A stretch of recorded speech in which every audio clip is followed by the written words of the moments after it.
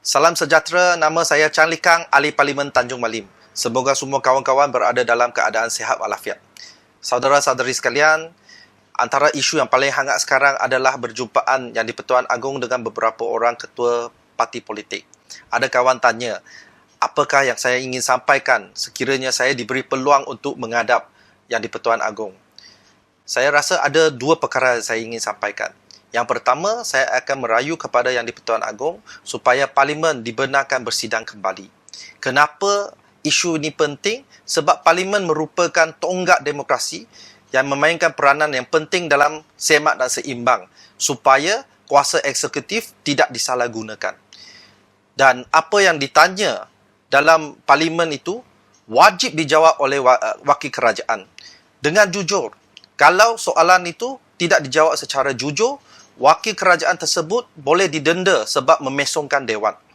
Selain itu, Parlimen juga ada jawatan kuasa pilihan khas yang boleh melibatkan semua orang dan pakar-pakar dalam membincangkan isu-isu penting seperti PKP, seperti vaksin, seperti pemulihan ekonomi dan lain-lain. Yang paling penting adalah hak ahli-ahli Parlimen untuk memantau dan menyemak perbelanjaan kerajaan itu dinafikan.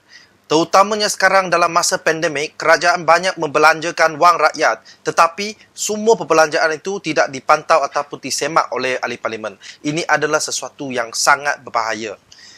Walaupun tuanku sudah pun bertitah bahawa Parlimen boleh bersidang sepanjang tempoh darurat ini, tetapi Tan Sri Muhyiddin masih enggan membuka Parlimen.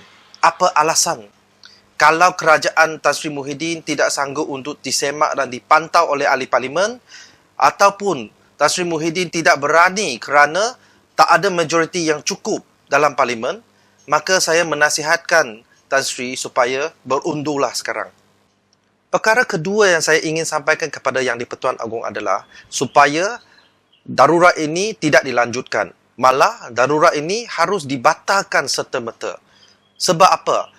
Walaupun Perikatan Nasional selalu kata darurat ini berlain daripada yang lain sebab darurat ini bukan darurat keselamatan, ini darurat kesihatan. Tetapi apapun darurat ini adalah satu darurat yang gagal, terbukti gagal. Sebab apa? Biar kita tengok dari segi kesihatan. Pada 11 hari bulan Januari, Tan Sri Muhyiddin masuk ke istana menghadap Agong minta untuk mengisytiharkan darurat. Pada hari itu, kes baru COVID 2,232. Kematian baru 9. Jumlah kematian 551. Pada 12 hari bulan Januari, darurat diisytihar. Pada 11 hari bulan Jun, selepas 5 bulan darurat kesihatan ini dilaksanakan, kita ada berapa kes baru? 6,849. 6,849 kes baru, iaitu 3 kali ganda daripada 11 hari bulan Januari.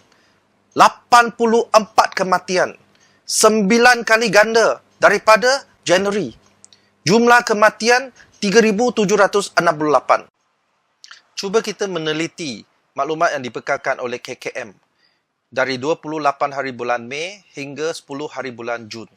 Dalam tempoh ini, kadar positif yang paling rendah adalah pada 8 hari bulan Jun, iaitu 6.07%. Kadar positif yang paling tinggi adalah pada 29 Mei, 8.07%. Peratusan ini jauh lagi tinggi daripada piawai yang ditetapkan oleh WHO, di mana WHO kata kalau satu negara, kadar positif dia adalah 5% ataupun kurang untuk 14 hari berturut-turut, barulah negara itu boleh dikatakan sebagai pandemiknya terkawal. Semalam, 14 hari bulan Jun, apabila KKM melaporkan kes positif baru 4,949, ada orang cuba memberi gambaran bahawa ini adalah satu kejayaan di mana kes mula menurun.